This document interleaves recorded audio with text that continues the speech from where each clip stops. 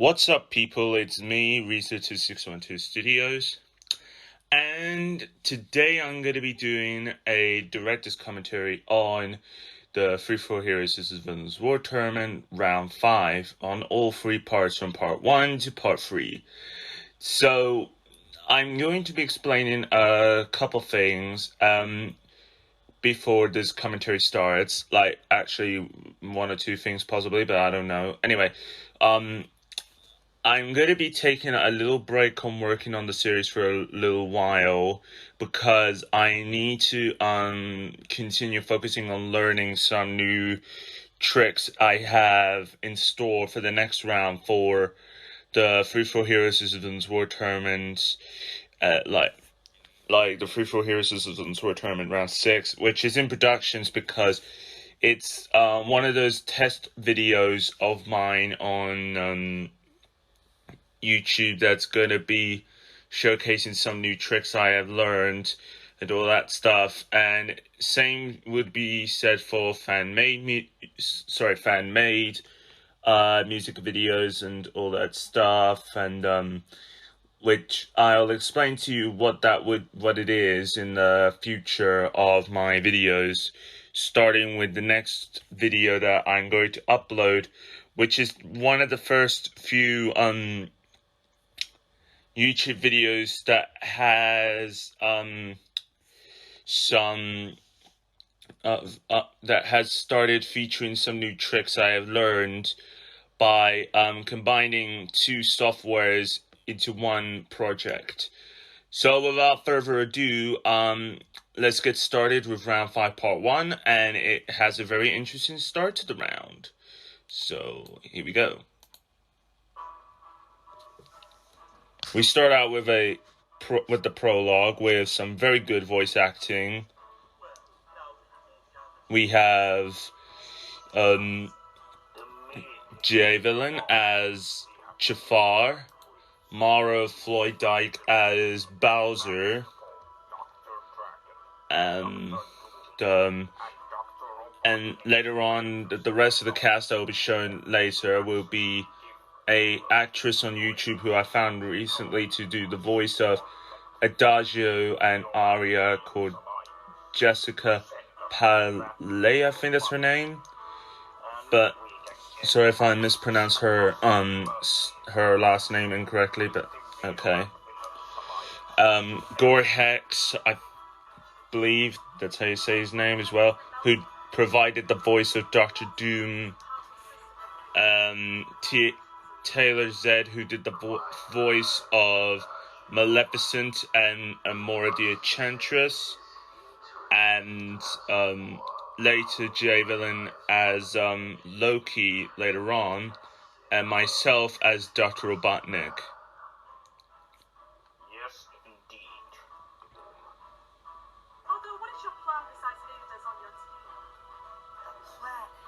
I've been meaning to do a voice acting scene for this series for some time, and this was one of the few reasons why round 5 part 1 was kind of held back from last year, because it was put into production from last year very early, like during the summer, while at the time when I was working on round 4 and everything.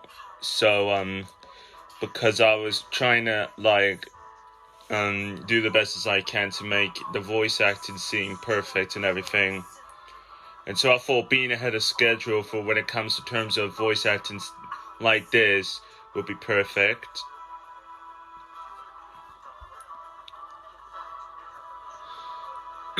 Pardon me. We need to have Hulk start his move against the Justice League and the Avengers by attacking them while this happens. You and the Evil Queen must recruit 2 more allies that are appearing on Dr. Doom's scanner now. And we have a little introduction of who are the possible new allies for the Evil Queen are. So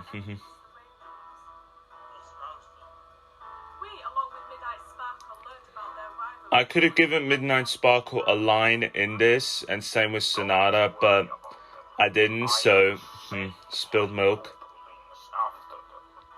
We, the big masters, plans behind this war of heroes and villains.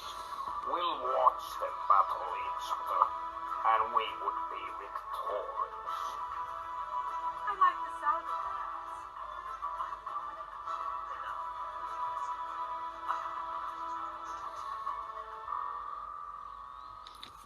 And Loki teleports himself away to a mysterious location, which will be revealed in the second part of round 5. And I have to admit, after watching the entire voice acting scene, I really enjoyed Gore Hex's performance as Dr. Doom. He really outdid himself as Dr. Doom in this one. And Jay Villain really did a good job as Chafar and Loki and everything. So, Next up, we have Team Mario and Sonic Alliance planning to rescue Sonic from Professor Zoom's fortress with the Rainboom's help. And meanwhile, Darkseid, Vanos, Zurg or Dark Matter, and Tyler start developing the Unimine as a weapon for their own plans, and also to power up the set of goals.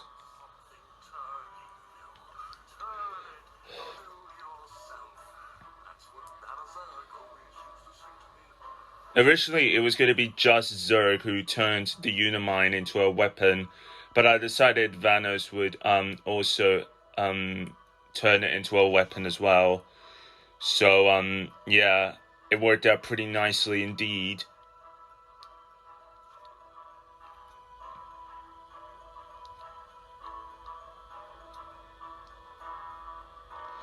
And yeah.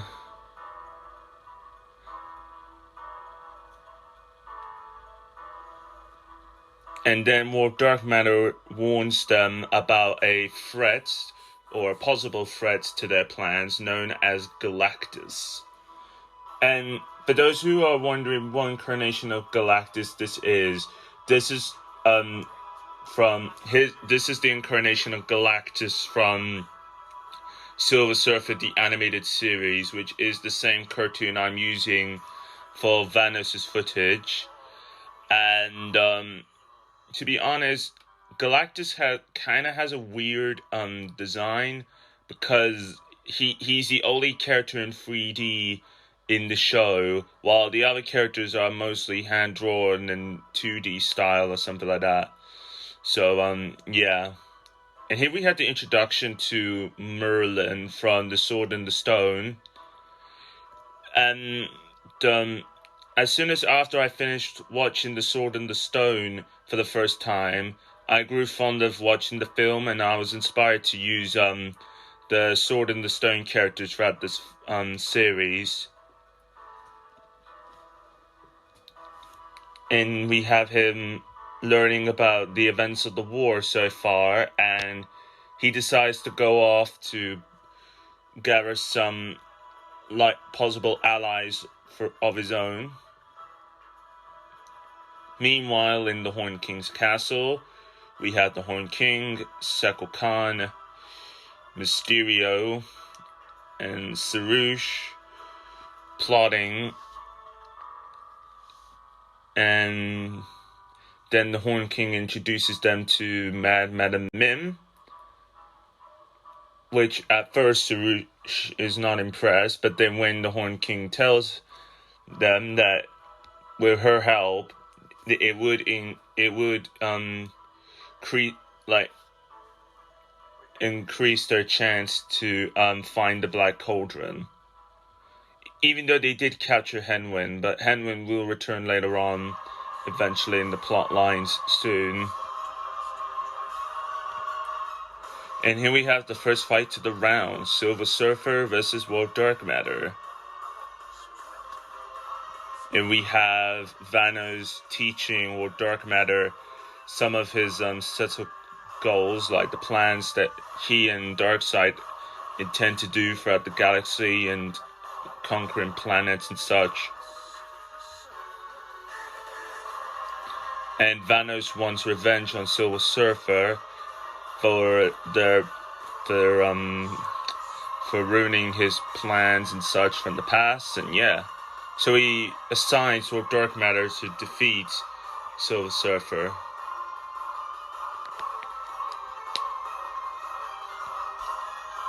Really love the choice of music that fits brilliantly with this fight.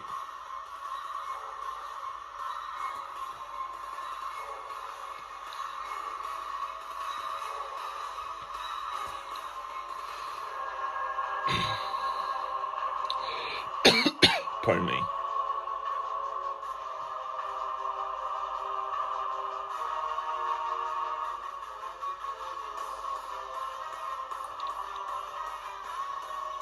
And Silver Surfer got defeated, and yeah. Next up is Merlin versus Discord. Probably one of my decent favorite fights. And what I mean by decent fights, the fight is not hugely a favorite of mine, but I do like it quite a bit because of it was a clever way to give a good introduction to both Merlin and Discord. So yeah.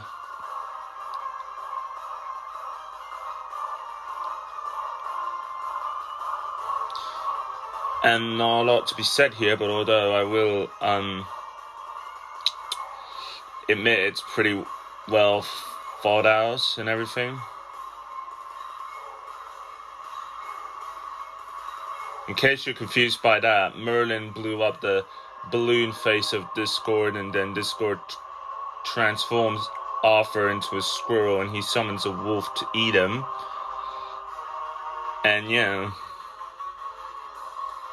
And Merlin knocks out the wolf, and yeah.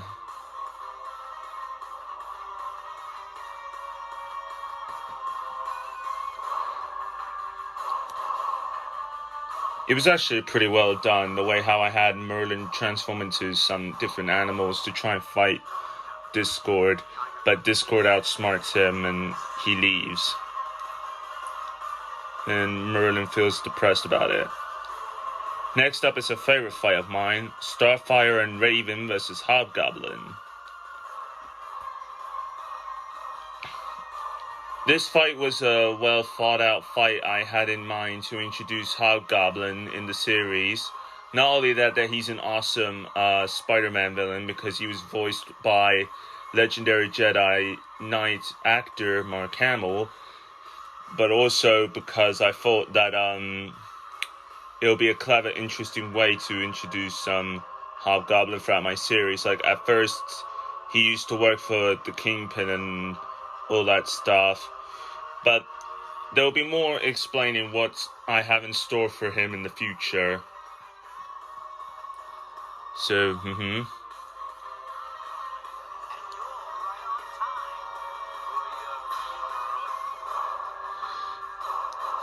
And I honestly had to admit that this matchup idea of those three fighting each other was pretty clever. Especially with the pumpkin bombs aiming towards Starfire or Raven, and then they blow them up before it hits them. Pretty clever, huh?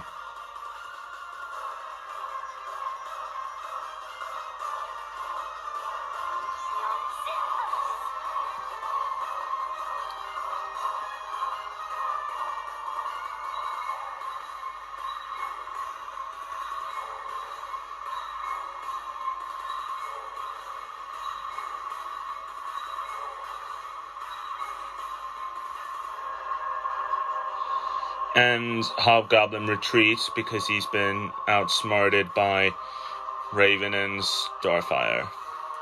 Next up is the Cunimar Crusaders versus Scratch and Grounder. Not so much to say here, but although this is the introductory fight for Scratch and Grounder and also Apple Bloom, Skulu, and Sweetie Belle, also known as the Cutie Mark Crusaders. Originally, at first, I wasn't going to introduce the Cutie Mark Crusaders at first, but I decided that, well, considering that they have some interesting potential for the series, I thought, why not? So, yeah, I think it turned out pretty well indeed.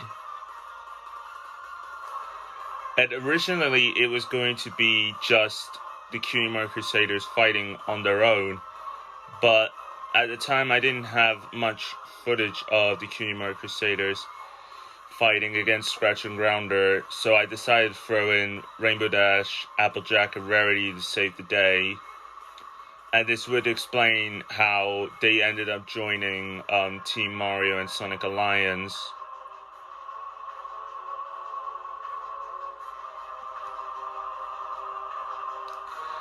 And in case you're confused what happened there, Rarity, she used her magic to trick Scratch's cannon to fire the propellers on his helicopter weapon or whatever it is on itself and all that stuff.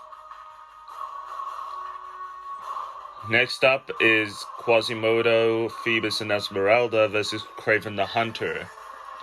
Big shout out to Jay Villain, who recommended me to use Spider-Man the Animated Series version of Kraven the Hunter, because I wasn't totally sure what version of him to use. So I've asked him, and he recommended me to use Spider-Man the Animated Series version of Kraven the Hunter, and it worked out pretty well for his introductory fight that I planned.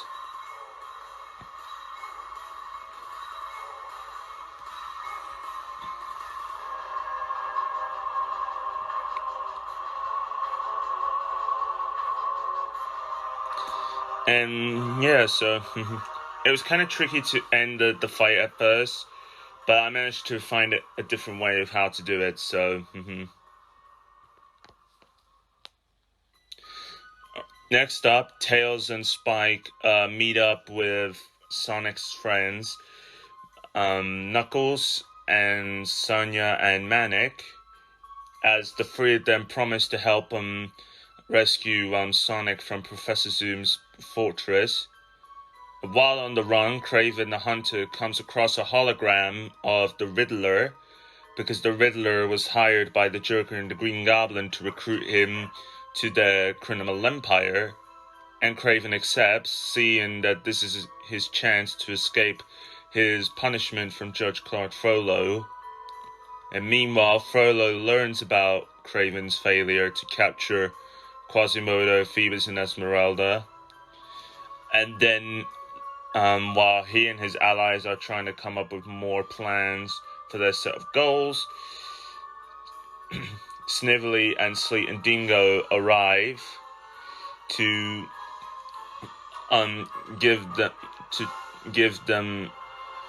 Frollo and his allies Miguel and Turlios, so that Frollo could lay the sentence for Dr. Robotnik, which Frollo accepts, seeing that this would be like a better idea than capturing Quasimodo, Phoebus, and Esmeralda.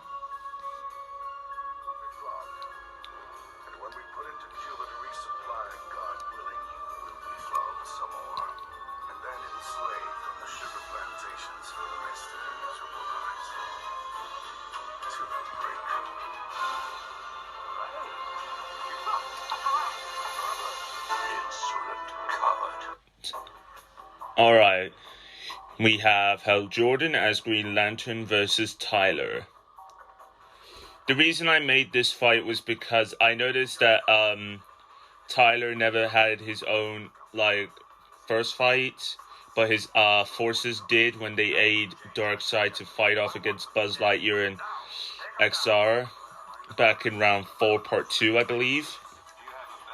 And I also noticed that it's been a while since we last seen Hal Jordan as Green Lantern, so I decided to make him come back and have him face against Tyler.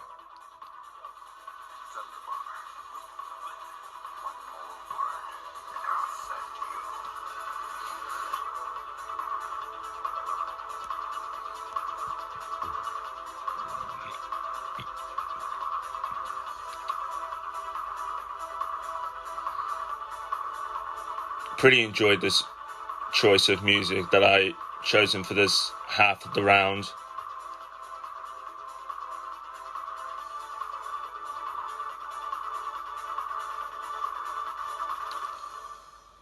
And we have Tyler overpowered on Green Lantern, and he leaves, believing that he's injured anyways. Next up is my favorite fight, but also a complex fight to work on, the Rainbooms versus the Koopalings. This fight takes place following the events after the meeting from the prologue, and the Dazzlings and Bowser orders the Koopalings to attack the Rainbooms.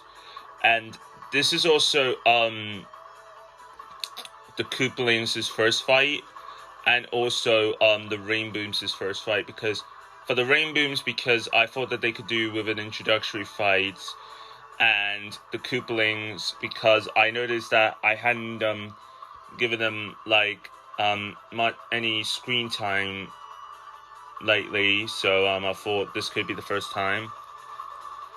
This fight was kind of complex to work on because at first I used footage of the Rainbooms' footage from Forgotten Friendship, but then later I ended up changing to Legend of Everfree, which, by the way, it's my #1 favorite Equestria Girls movie. And it was kind of difficult to work on because they didn't do like a lot of like fighting, like with shooting lasers or something like that, which explains why I had to have them change their forms and such. And if you're like confused with the ending, the Koopalings decided to give up and they just jumped into a warp pipe and they escaped. So yeah. Next up we have the Fantastic Four versus Dean Amy. Not much to say here, but this is Dean Amy's introductory fight, and I thought she could do with a good introductory fight. The same could be said for the Fantastic Four, and once again, big shout out to J. Villain for recommending me for what version of the Fantastic Four for me to use. So, yeah, the version of the Fantastic Four I used was Season 1's incarnation of the Fantastic Four, mainly because in the show itself had went through some changes. From Season 1, it had very poor animation, but then in Season 2, it was highly improved and all that. So, and at the time, I've only started recently watching the show, and so I decided to end up using Season 1 footage just only for this round, but hopefully in future rounds I'll be starting to use Season 2 footage of the Fantastic Four, and I may be using Season 1 footage of them on one or two occasions for just in case in future fights to come. And once again, the music fits nicely with this fight.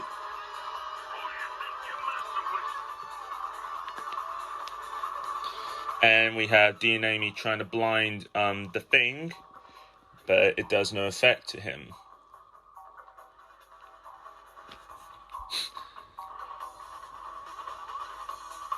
Dean Amy is kind of a fun and funny villain, I will have to say that.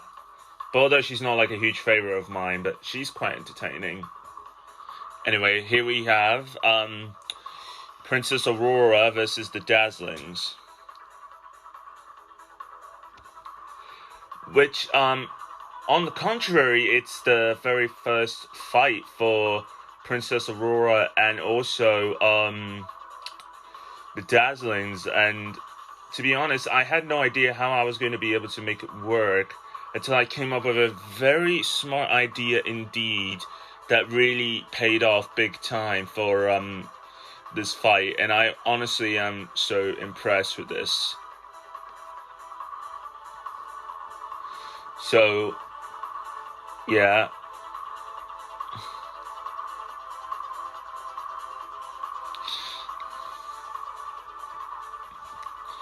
Here it comes.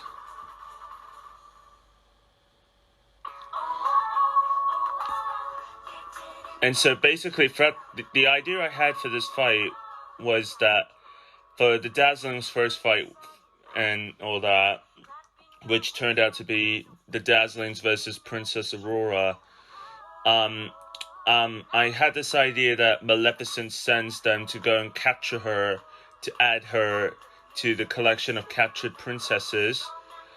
And I knew that this idea of me using the song Under Our Spell from My Little Pony Equestria Girls Rainbow Rocks would work out brilliantly because of how not only how awesome the song is, but also I wanted to like try and make it look perfect. So yeah, even the lip syncing helped as well, because I tried to make sure that not only that the song matches well with this scene of how Aurora is under control of Adagio, Aria, and Sonata, but also I wanted to have some of the scenes focus on the Dazzlings a little bit, up until the point when Aurora touches the spinning wheel and then Maleficent comes to collect her body and all that. And the Dazzlings follow along with her, and yeah. So, yeah.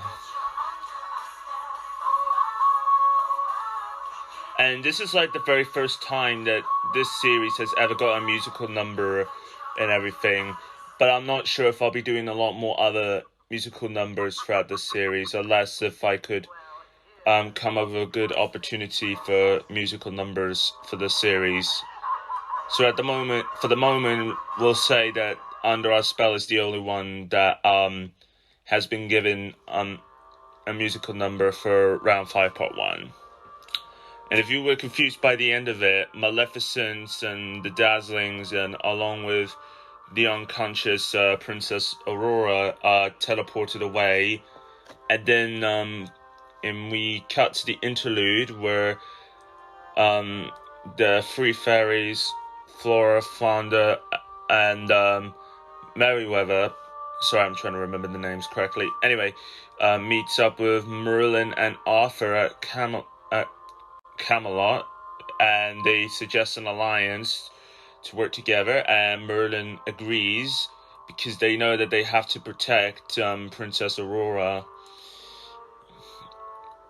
And yeah.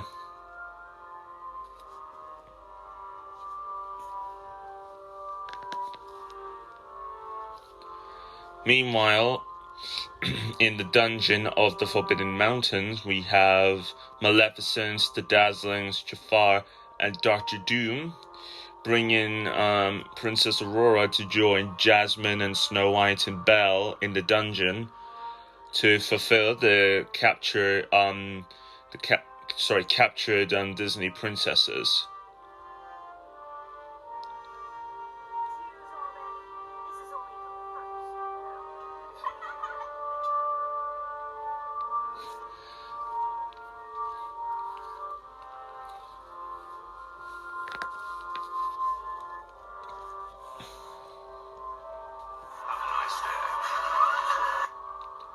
Meanwhile, Silver Surfer recovers from his fight against Lord Dark Matter and joins forces with Buzz Lightyear, his crew, and Julie to fight against Darkseid and Vanos, who they all agree that they have a common enemy in.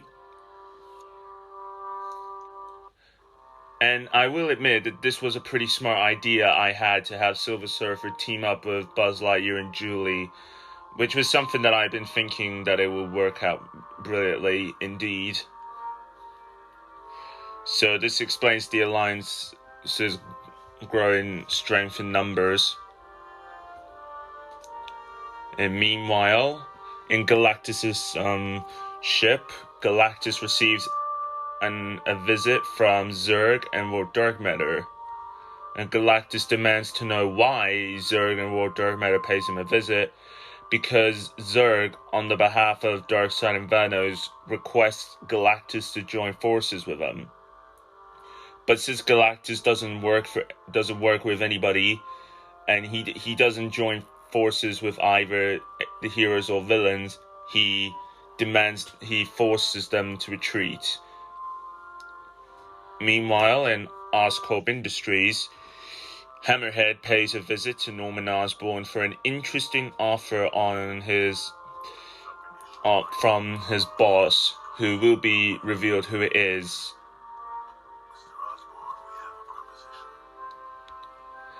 And yeah, I mean, not so much to say here, but this was like the start of an interesting little storyline that I came up with for one or two future rounds, starting from round 5 from here, and round 6, and one or two other rounds, and all. So, moving on to part 2. We start off with the prologue with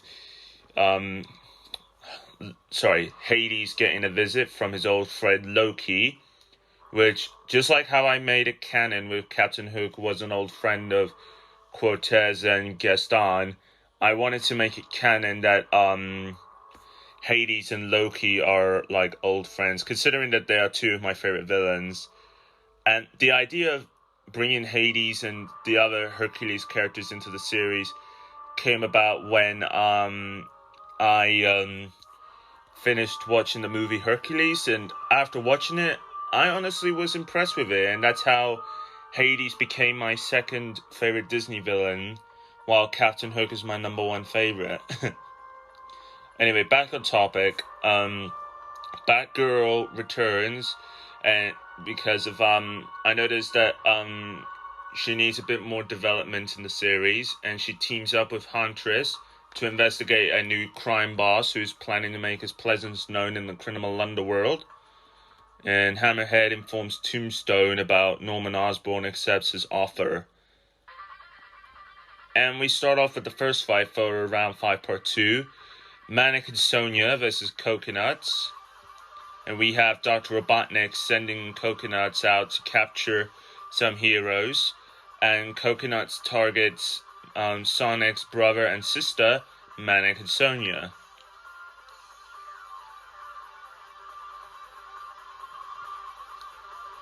And the music fits well indeed with this fight.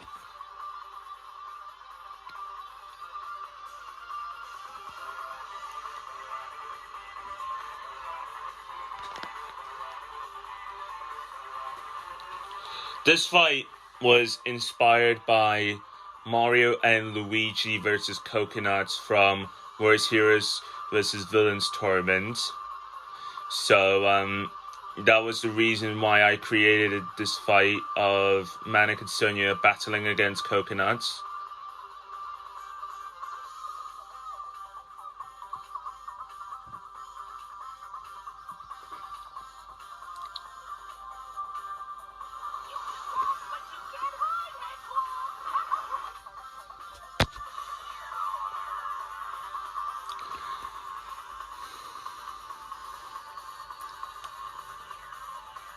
And yep, Coconuts' weapon ended up being destroyed and giving Manic and Sonya the chance to retreat.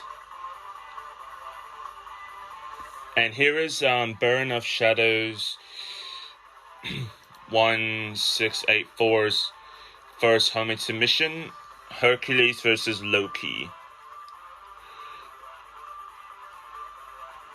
Not so much to say here, but although Burn of Shadows 1684 really did a good job on making this fight for me, because I asked him if he could lend me a hand on working on some fights for me and everything. And this was like the first one he did for me.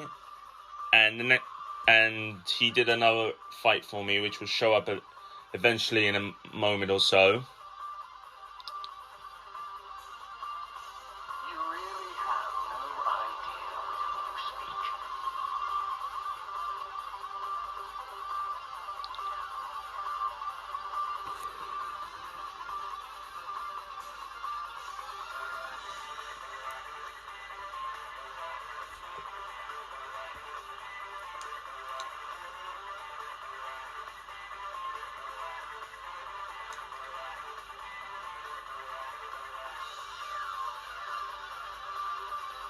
And Hercules is defeated, and Loki just leaves him. So,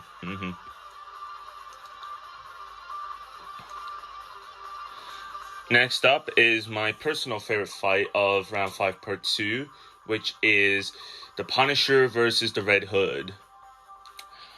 This fight was made because I wanted to give a good introduction to Frank Castle, aka the Punisher, and the Red Hood. And to be honest, it turned out pretty well as I hoped, because of I really loved the idea of doing this little reference of having Kingpin hire the Punisher to take down a common enemy that they both have, and that's the Red Hood. And when Frank Castle realizes about this, he agrees due to some sort of history that he had with the Red Hood in the past, which will be revealed at some point later in the future of the series. And yeah, I mean, it was pretty cool because the reason I did that little reference to have Kingpin hire the Punisher to take down the Red Hood was because it was a reference to Daredevil Season 2 of how the Punisher was introduced, and also he and Wilson Fisk became rivals throughout their stay in prison and all that and everything. So this explains how come they never got along in Season 2 in Daredevil. If you watch Netflix's Daredevil, you will understand what I mean. So And next up is Batman versus Sandman. Oi.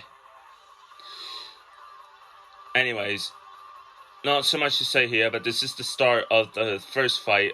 This is the first fight that starts out with the storyline with Norman Osborn developing supervillains, and Dr. Draken is added because I thought that Dr. Otto Octavius could do with some extra help, and Norman Osborn hires Draken to assist Octavius to develop Flint Marko to become a supervillain known as Sandman. One huge nitpick I would have with this fight is I honestly would have tried and at least shortened the origin part here with Flint Marko becoming Sandman, because I wanted this fight to be Sandman's introduction fight. And also, I wanted to try and make sure that I wanted to make it look perfect and all that. I didn't know how long it was actually going to be, and I was trying my best to shorten it and everything and all that stuff. So,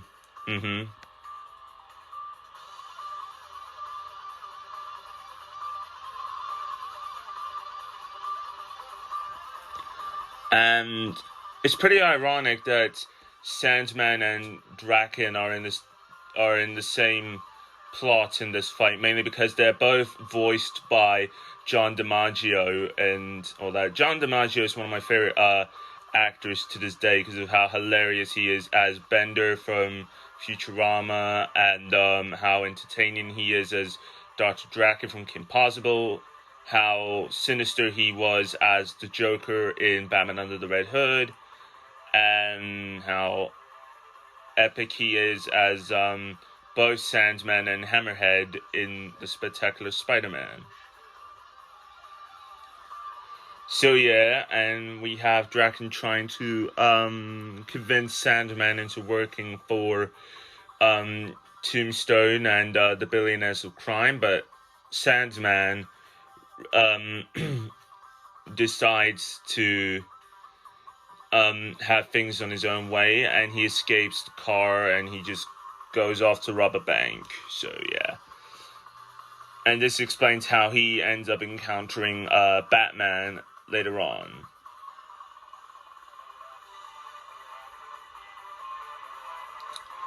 So yeah,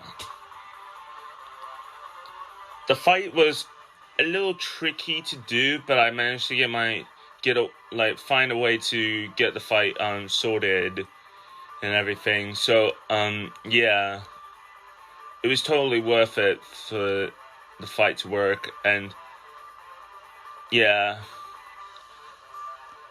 and here we have Thor versus Hades, made by myself, and edited and re-edited and color filtered by Mauro Floydike, I believe that's how you say his name. Sorry if I got your name unpronounced correctly. So yeah, I mean, it's pretty awesome possum.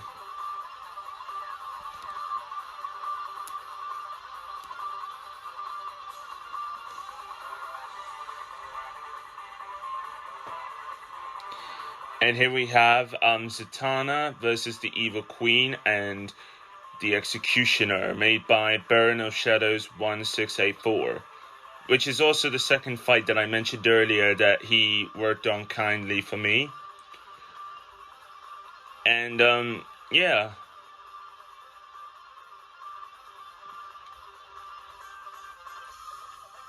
The reason that the Executioner was part of this fight and aiding the Evil Queen was because not only that the Evil Queen doesn't have a lot of good fight footage, but I wanted to have wanted to spare the Evil Queen's as footage as possible. So yeah.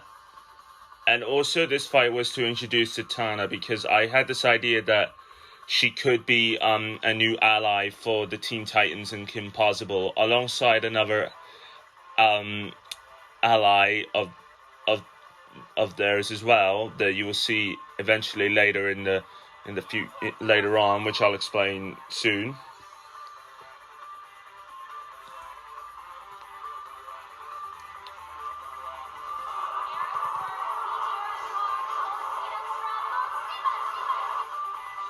Really love how Zatanna did that finishing blow to Executioner, and it was just so badass, I have to admit. Meanwhile, Galactus is outraged from Zergenwarp Dark Matter's visit. He ends up studying about the war of the heroes and villains in Earth, and he decides that while this is going on, he plans to drain Earth's energy to help him survive. And Robotnik is outraged due to Scratch and Grounder and Coconuts' failures to capture the Cutie Mark Crusaders and Manic and Sonya. And Robotnik calls upon Sleet and Dingo to take away their job and capture more heroes. And interesting fact here that this is the start of the rivalry of Scratch, Grounder, Coconut, and Sleet and Dingo and all that, because it's like all five of them are fighting to be like, all five of them are trying to fight against each other to see who is the best minion to Robotnik.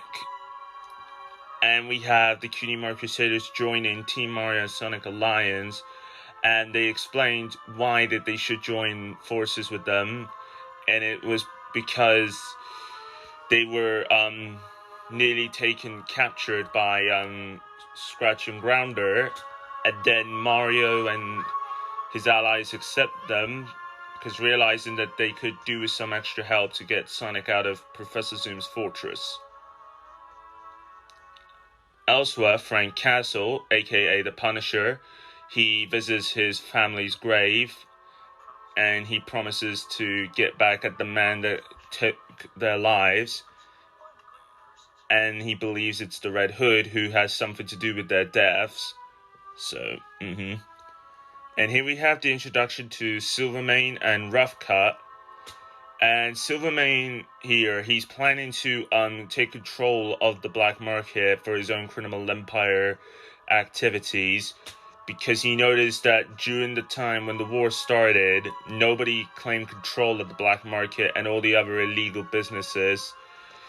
So he and his new hitman, Rough Cut, decide to work together to take control of it within the criminal underworld. And meanwhile, the Horn King and his allies are having a party, despite that they're in a party mood, until Discord comes in to propose an alliance, much to Sarush's dismay.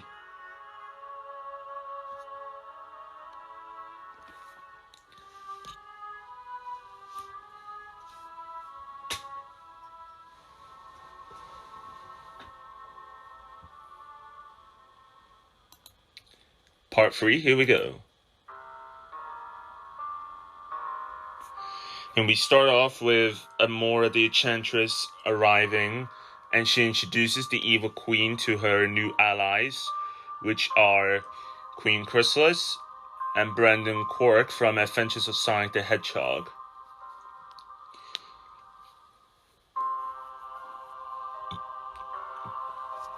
Meanwhile, in Notre Dame, Sarouche returns to Judge Card Frollo and his allies. But however, Frollo has a little doubts about him, but however, he decides to ignore it for a little bit, and Ratcliffe leaves to go to the native lands. And while Sarouche is plotting in secret, Cortez and Captain Hook form a little alliance to work together to see what is Sarouche up to behind Frollo's back. Meanwhile, the Fantastic Four team up with the Avengers and the Justice League. And what Batman meant by that they're clever is that he was referring to the fight with Dee and Amy and everything. So.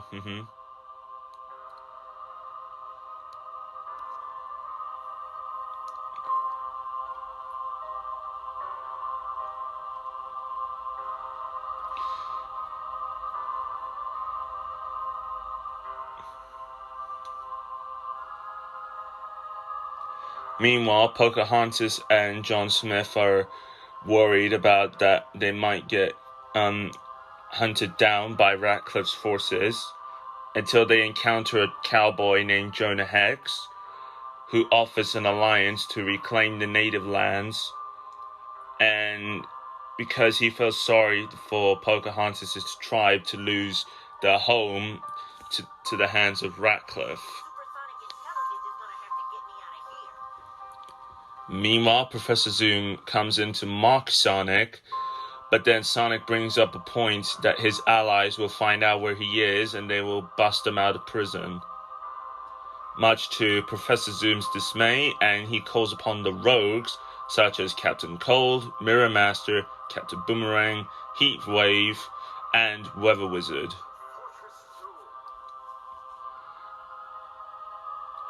This idea of bringing in the rogues was inspired by 73 Windman's Most Wanted Captain Cold video that I recently had been watching from time to time, and I thought about this idea of featuring Flash's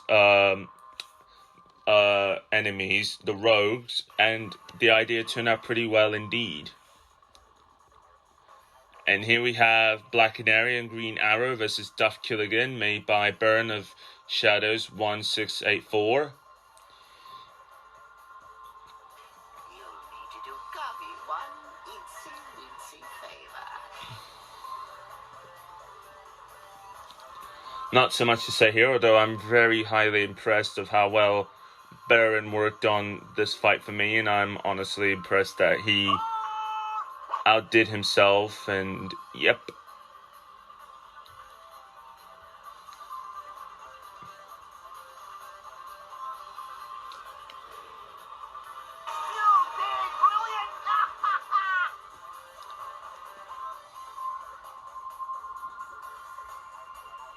No one messes with the Justice League. Love Black Canary, she's just so badass.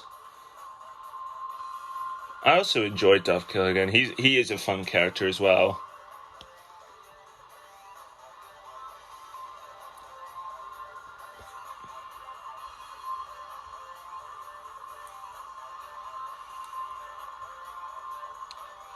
Oh, you're in trouble now, lassie.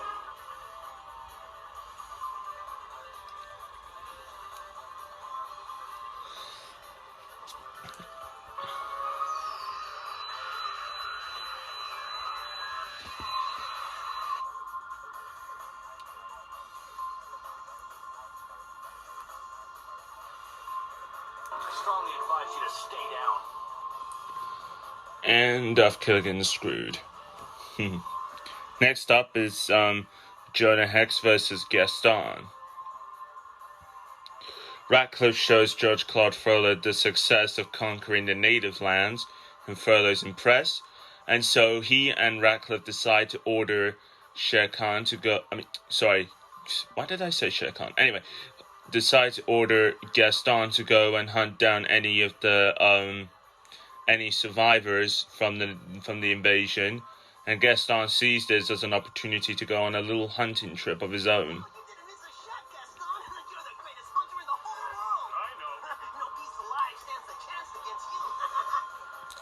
And then he encounters Jonah Hex, and Jonah Hex could tell that he's working for Ratcliffe, so he decides to take him down.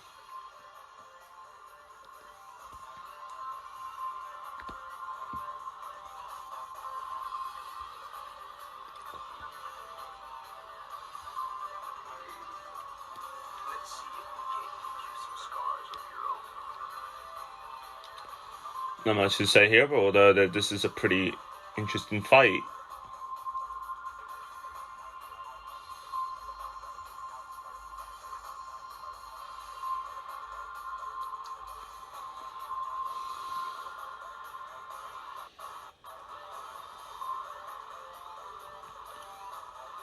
Next up is my personal favorite fight of mine, the Battle of Professor Zoom's Fortress. So Team Mario and Sonic Alliance arrive at Professor Zoom's fortress to rescue Sonic, but they have to deal with Professor Zoom and the rogues first.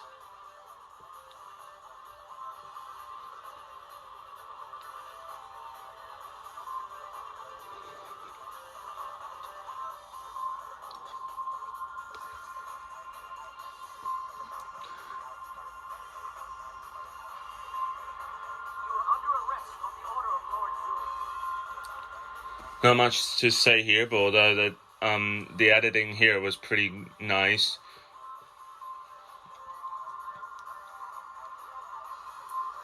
And Rainbow Dash knocks out Professor Zoom's guards.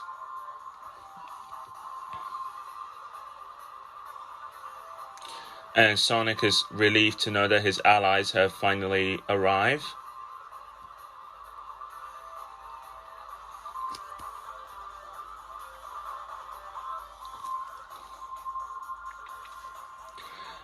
Used a little bit of footage of Mario and Luigi from that Super Mario World cartoon. And yeah.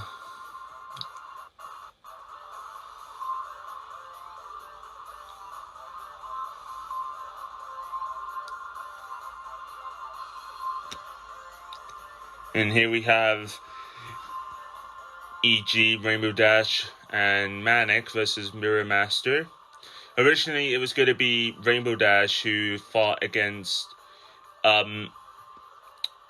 Mirror Master, but I decided that the Equestria Girls version of Rainbow Dash would fit in perfectly because it didn't work out well.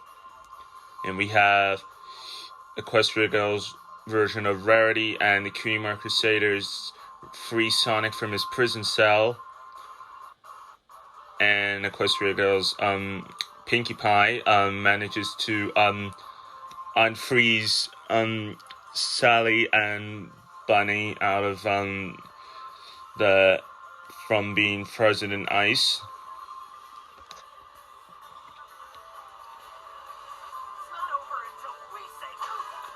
And Knuckles knocks out Heat Wave, and everyone escapes, much to the dismay of Professor Zoom. And if you're wondering about why did the rogues abandon Professor Zoom, is because I have other plans in store for them in the future, for future rounds to come. And here we have Daredevil versus Ma Murder. So we have Kingpin hiring Ma Murder to take down Daredevil. Not so much to say here, but although I planned for I planned for Daredevil to get introduced at some point in the series, and I knew giving him an introductory fight in this series would would do nicely with him fighting against Ma Murderer.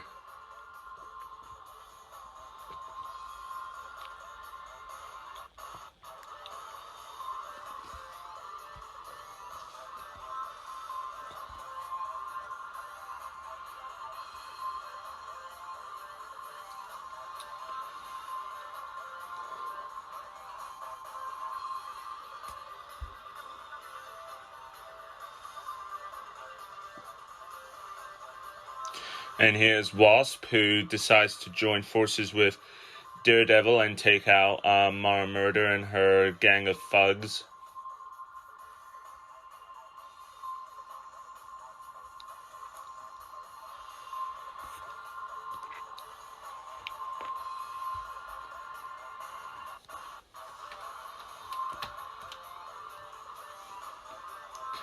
And yep, not so much to say here, but although it was a pretty well edited fight, and Daredevil accepts Wasp's invitation to join forces with the Avengers, the Justice League, and the Fantastic Four. And here is the last fight to the round, Spider-Man versus Catwoman, which is the start of a new interesting story arc that you would see it in action later on, starting in round 6 and in future rounds to come. So, And this fight was made to introduce Catwoman, because I absolutely adore Catwoman in the Batman cartoon. I mean, yeah, it doesn't seem like a very popular incarnation of her compared to, say, Batman the Animated Series version of her or Batman the Brave and the Bold, but I do appreciate this incarnation a lot more. And we have Dr. Kirk Connors finding out that the symbiote is missing, and Spider-Man notices it's missing, and it gives Catwoman the chance to escape. Epilogue time. Now we have Professor Zoom realizing that he has no allies left after the rogues abandoned him when Sonic escaped from his prison cell. He starts summoning a dimensional portal for phase 2 of his plans. And Bowser and the Dazzlings punishes the Koopalings for their failure to defeat the Rainbooms.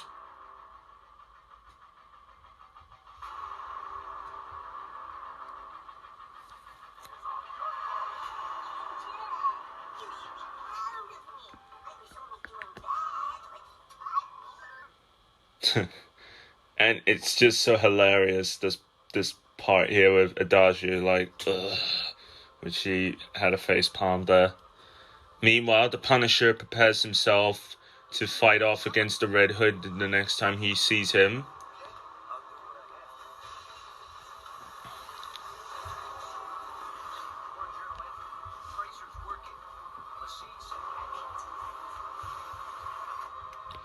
Meanwhile, Ra's al Ghul travels to the Horn King's castle and forms an alliance with him. A lot of people on the forums, on the Villains War Tournament forums, suggested the idea of Ra's al Ghul joining forces with the Horn King, and so I took that idea in, and yeah. As for those who may remember, that there was a poll that I created some time ago asking what alliance is best suited for Ra's al Ghul. So, yeah. And meanwhile, Jafar and Mosenrath recruits the Witches of Morva from the Black Cauldron.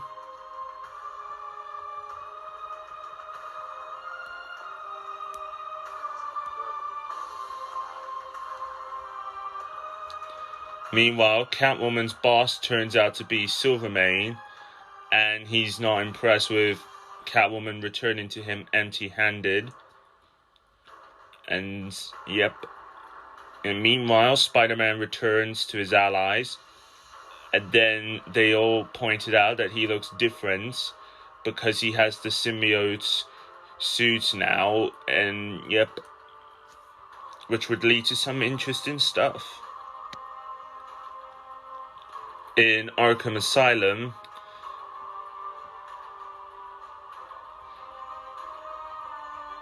Ma murders in jail, and she ends up having a mysterious visitor in her prison cell, which turns out to be a mysterious hooded man, and he kills her off and he escapes Arkham Asylum.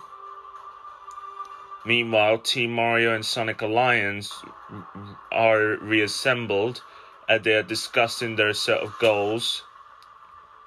And then Luigi suggested that they should get one or two more new allies to join them.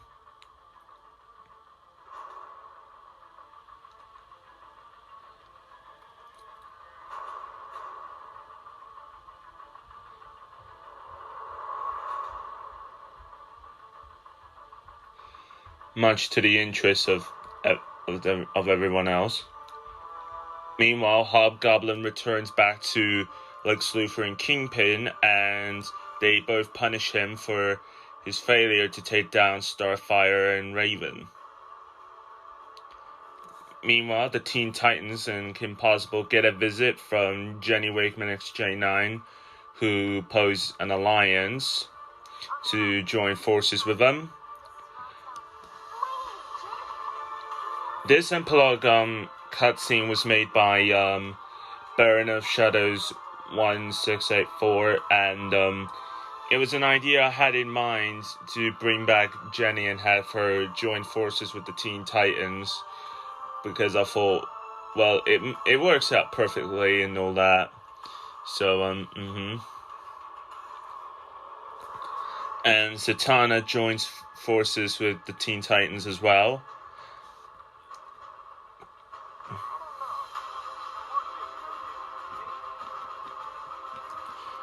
And yeah, so this would lead to some amazing, interesting stuff with the Teen Titans, Kim Possible, Jenny, and Zatanna.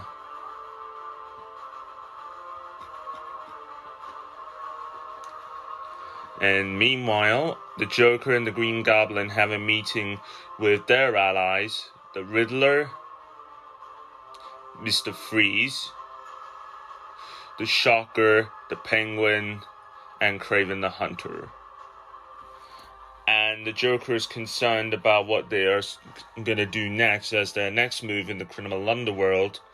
But the Green Goblin introduces them their new allies, Bane and Killer Croc.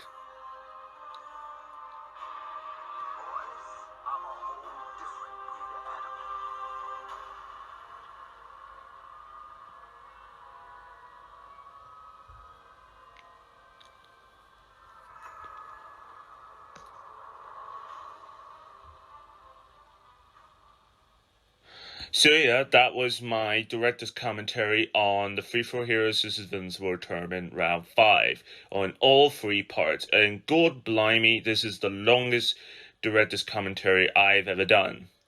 So, like I said before, from way earlier, when I started this commentary, I said something about that I'll be taking a break on working on the series for a little bit, because I need to try and focus on some other projects in my hands, and also I needed to try and